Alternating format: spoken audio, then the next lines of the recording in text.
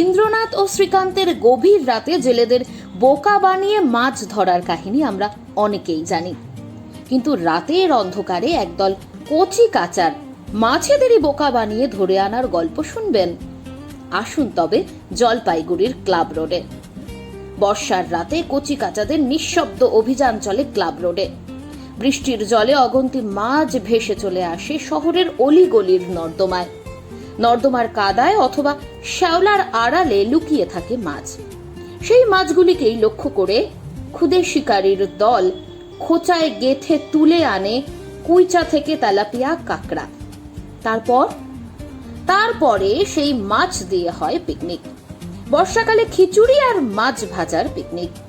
শুনুন ক্ষুদে শিকারীদের গল্প। এবং এমনই নানান দিন যাপনের গল্প শুনতে নজরে থাকুক খবর সত্যি। এটা খাবো তেলাপিয়া, কাঁকড়া, শামুক আর কুচিয়া আর পুঁটি মাছ। খোঁচা দিয়ে গেছে। কত কিলো হবে? হ্যাঁ, কত কিলো হবে? 1.5 কিলো। ট্যাং আছে। কি করবো? এগুলো আমরা ওই যে বাচ্চা কাচ্চা নিয়ে 4-5-6-7 জন আছি, আমরা এটা কালকে বানাই, তারপরে খাবো আমরা। এটা দিয়ে হয়েছে কুচিয়া। হ্যাঁ, মজা করবো, আনন্দ করবো। এটা দিয়ে কুচিয়াটা ধরা হয়েছে। ভালো লাগে এখন? হ্যাঁ, এগুলো ভালো লাগে। কাঁকড়াগুলো হাত থেকে ধরা হয়েছে।